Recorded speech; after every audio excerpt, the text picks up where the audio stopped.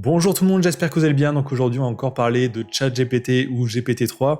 Donc on va voir encore quelques exemples. Donc j'avais déjà montré quelques exemples, mais on va voir d'autres dans cette vidéo. On va voir aussi comment l'intégrer à votre navigateur web pour avoir accès à ça directement depuis n'importe quelle page web. Et aussi on va voir une alternative open source à ChatGPT, une alternative qui est totalement gratuite et sans inscription. Donc c'est parti. Donc on va commencer par des exemples d'utilisation. On va commencer par peut-être la plus importante.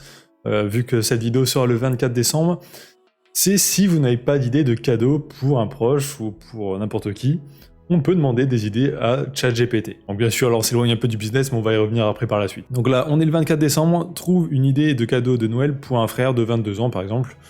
Budget 50 € maximum.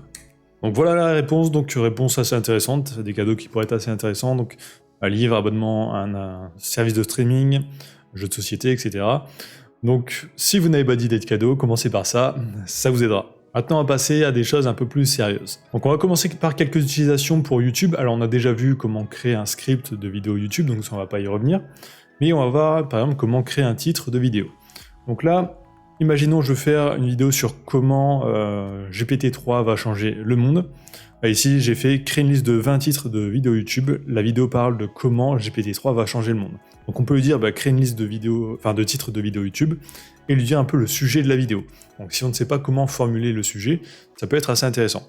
Donc là, on va voir le résultat. Alors la chose un peu chiante avec ChatGPT, donc je crois que c'est un peu plus rapide avec le Playground. Mais ChatGPT, c'est un peu long pour afficher les réponses. Donc c'est pour ça que je vais avoir aussi une alternative pour avoir des réponses beaucoup plus rapidement depuis n'importe quel site, après plus tard dans la vidéo. Donc là il nous sort une vingtaine de titres, donc GPT-3, le modèle de traitement de langage le plus puissant de l'histoire, GPT-3, les possibles infinis de la génération de contenu, etc. Donc c'est pour 80% des titres là qui nous sort, c'est des titres qui pourraient très bien être utilisés et qui sonnent plutôt bien. Après on peut lui dire je veux un titre court, je veux un titre long, c'est à nous de voir aussi. On peut dire aussi qu'on veut un titre optimiste ou pessimiste, ce genre de choses. Pour les titres de vidéo, ça peut être assez intéressant.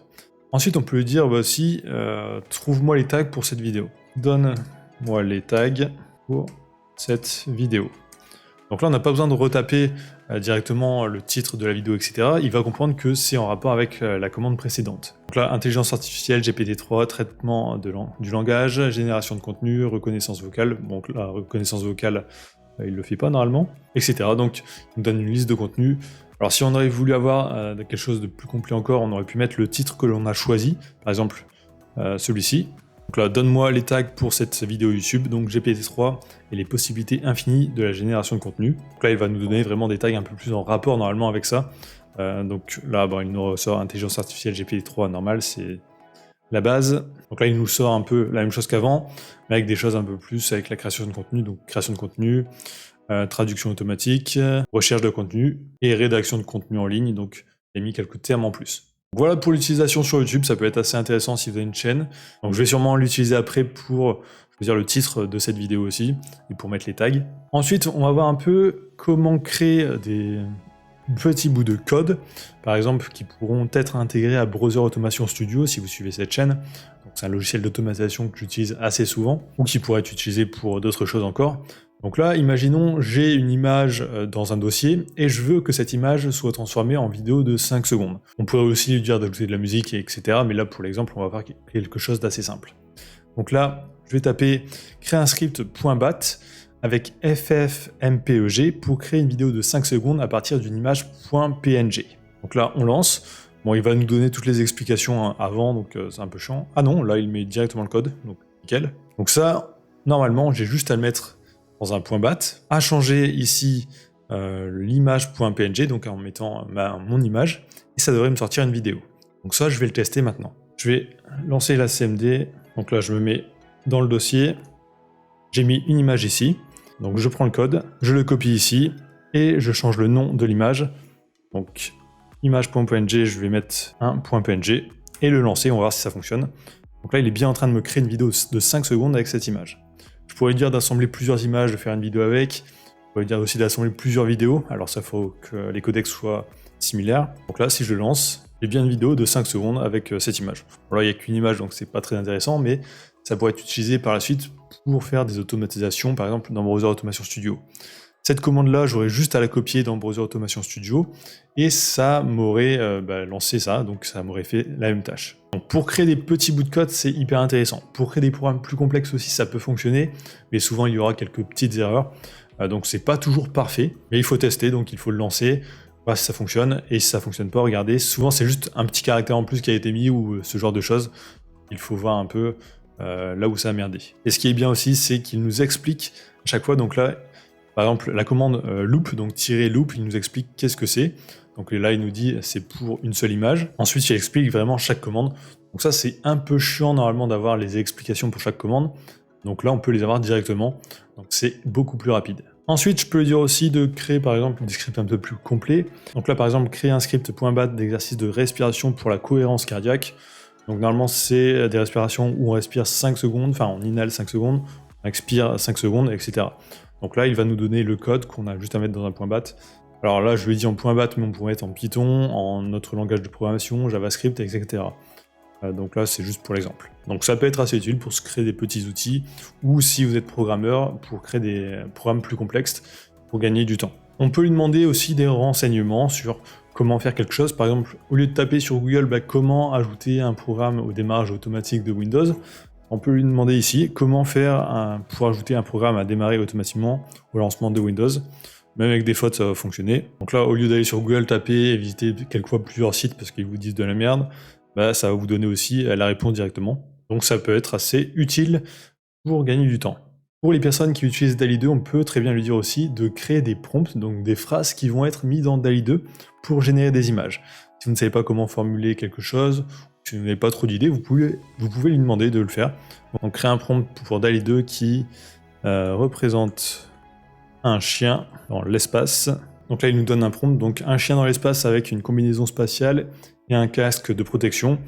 Donc on pourrait mettre aussi, donne-moi une liste de 20 prompts à mettre. Ça, on voit directement lesquels pourraient être les mieux ou pas. Donc ça peut être aussi intéressant pour avoir d'autres idées. Autre utilisation que j'ai trouvée là sur Twitter, c'est un enseignant qui a créé une extension pour Google Sheet qui va remplir les annotations sur les bulletins d'élèves. Donc en gros, le prof va mettre juste quelques mots-clés, donc paresseux, sérieux ou ce genre de choses, et GPT-3 va générer à chaque fois le texte qui va être mis dans le bulletin. Donc c'est un exemple d'utilisation qui pourrait être assez utile. Donc j'ai vu qu'il y avait pas mal d'applications et d'extensions qui ont été créées pour Google Sheet justement. Donc n'hésitez pas à les voir, il y en a qui sortent actuellement tous les jours. Il y a sûrement des choses assez intéressantes. On peut lui demander aussi de traduire n'importe quelle phrase. Donc là, traduis cette phrase en anglais. Donc bonjour, je suis une IA et je vais dominer le monde. Donc là, il vous donne directement la réponse en anglais. En plus, là, il met pas de blabla inutile, donc il met directement la réponse. Donc c'est plutôt pas mal. Donc ça marche dans n'importe quelle langue. Alors j'ai essayé par contre en Morse, mais en Morse il est nul à chier. Donc voilà pour quelques idées de prompts que vous pouvez utiliser. Alors je prépare une autre vidéo aussi, là peut-être avec des prompts un peu plus sérieux pour du business en ligne, avec plus d'exemples.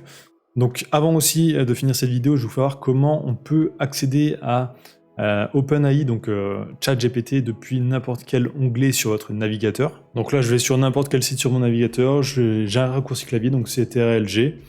Je tape ma phrase ici, donc traduire cette phrase en anglais, donc celle que j'ai mis juste avant. Et là, il me met directement à la traduction. Donc là, ce qui est bien, c'est qu'il écrit beaucoup plus rapidement que sur ChatGPT. Donc ChatGPT, il met vraiment touche par touche, donc c'est assez chiant d'attendre quelquefois. Alors que là, c'est quasi instantané. Donc pour avoir ça sur n'importe quel site, donc ça peut être assez intéressant si vous écrivez un email, par exemple, ou que vous faites quelque chose sur un site, mais que vous n'avez pas envie de changer de fenêtre. Vous avez ce raccourci clavier. Donc pour faire ça, c'est une petite extension sur Chrome et Firefox. Donc cette extension, c'est Merlin. Donc vous le tapez dans votre Chrome Store ou Firefox Store et vous la trouverez. Donc vous tapez Merlin, ChatGPT et vous le trouverez directement. Donc pour l'instant, c'est gratuit, j'espère que ça restera. Mais c'est assez utile, ça peut faire gagner pas mal de temps. Donc aussi, autre chose intéressante avec cette extension, c'est que vous pouvez sélectionner du texte. Et quand vous sélectionnez, ça vous met aussi un petit icône juste en dessous. Vous pouvez cliquer dessus. Ça vous entre directement ce que vous avez sélectionné dans l'extension. Et vous avez juste à taper Entrée si vous voulez utiliser cette phrase directement. Donc là, Gagner de l'argent avec des articles invités payants. Il est possible de gagner de l'argent en écrivant des articles payants, blablabla, donc il écrit une réponse. Donc ça peut faire gagner beaucoup de temps. Maintenant, on va voir aussi une alternative donc à ChatGPT, c'est alpha.ai. Mais là, il est accessible sans avoir besoin de se connecter. Alors, je crois que ça a été créé par Facebook. Alors, je suis pas sûr, il faut aller vérifier. Et vous pouvez aussi l'héberger sur vos propres services, vu que c'est open source. Donc là, on voit ici, gratuit, illimité. Par contre, il est quand même beaucoup moins puissant que ChatGPT. Enfin, en tout cas, pour lui faire comprendre des phrases, c'est un peu comme la version précédente de GPT-3. Donc, il fallait quelquefois lui montrer des exemples pour lui faire comprendre qu'est-ce qu'on voulait. Donc, on ne peut pas lui dire directement, traduis-moi cette phrase. Il ne va pas comprendre. Par exemple, pour traduire une phrase, il faut, donc là, il y a un petit exemple, mettre, par exemple, si on veut traduire une phrase en anglais, en chinois, on doit lui dire, par exemple, avant, English, voilà le texte en anglais, chinois, voilà la réponse. Donc 2 fois ici, pour avoir des exemples. Comme ça, le bot peut comprendre que si on fait ça, donc English, I am angry, il va comprendre qu'il faut compléter ici, là, en chinois. Donc ça, c'est un peu chiant. Donc ça demande quand même plus de temps de taper le texte, de réfléchir à comment on va formuler ça, mais ça fonctionne aussi. Donc là, on a juste à faire generate, et par contre, c'est aussi beaucoup plus long, donc ça prend 17,4 secondes pour générer le texte. Donc c'est une alternative, mais une alternative assez longue, et pas forcément au niveau de ChatGPT. Donc là, voilà la réponse, donc là, il nous a ressorti le texte qu'il y avait avant, et il a complété la phrase en chinois ici. Donc si ça serait une discussion aussi, il faudrait lui mettre par exemple à chaque fois les discussions, pour qu'ils comprennent qu'il faut compléter aussi. Donc ça, c'est à vous de voir si ça peut vous être utile ou pas. Alors pour moi, ChatGPT est beaucoup plus intéressant actuellement, donc il n'y a pas vraiment de raison de l'utiliser, à part si vous êtes un développeur, que vous voulez intégrer des choses comme ça, peut-être que ça peut être utile. Donc aussi, on a vu partout que ChatGPT était vraiment la meilleure intelligence artificielle actuellement, mais en faisant quelques recherches, j'ai trouvé qu'en fait, non, c'est peut-être la plus avancée, accessible au grand public, ça oui, mais c'est pas du tout la plus puissante qu'il y a. Donc on peut voir ici un comparatif. Donc GPT-3 peut prendre 175 millions de références pour créer une réponse. Et on peut voir qu'il y a des intelligences artificielles beaucoup plus puissantes aussi. Par exemple, on peut voir justement qu'ici il y a une intelligence artificielle créée par les Chinois qui est vraiment beaucoup plus puissante que ChatGPT-3. Et apparemment, GPT-4 devrait sortir aussi en 2023 et ça serait 500 fois plus puissant que GPT-3. Donc à mon avis, l'impact de l'intelligence artificielle là, juste en 2023, va être énorme. Donc il faut absolument apprendre à s'en servir si vous faites du business sur le web, à mon avis. Sinon, vous allez vite être à la ramasse. Surtout que sur le web, ça va très vite. Donc voilà pour cette vidéo sur ChatGPT-3. Donc si vous êtes arrivé jusqu'ici dans la vidéo, tapez OpenAI dans les commentaires. Ça me permet de voir si les gens regardent bien jusqu'au bout les vidéos et ça m'aide aussi énormément pour le référencement. Bientôt, je vais aussi sortir une autre vidéo sur ChatGPT-3, donc après Noël. Donc si vous ne voulez pas la louper, abonnez-vous. Donc likez, commentez, abonnez-vous et je vous dis à très bientôt.